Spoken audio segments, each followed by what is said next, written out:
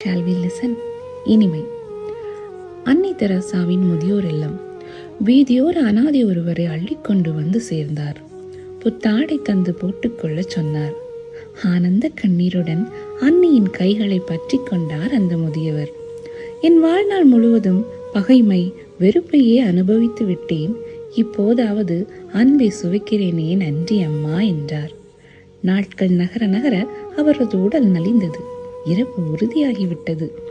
இருப்பினும் விலை உயர்ந்த மருந்தை வரவழைத்து வைத்தியம் செய்தார் அன்னை. அருகிலிருந்து மருத்துவர் கேட்டார், இவர் சாகப் போவது உறுதி என்று தெரிந்தும் இவ்வளவு விலை உயர்ந்த மருந்தை வீணாக்க வேண்டுமா? வாழ்நாள் முழுவதும் அன்பை அறியாத இவர் சாகும் போதாவது அதை சுவைத்தறியட்டுமே என்றார் அன்னை. இந்த மருந்துக்கு விலை உண்டு, ஆனால் ஒரு உயிருக்கு விலை உண்டோ? மனித மாண்பின் உச்சக்கட்டம் மரியாதை மிக்க சாவு.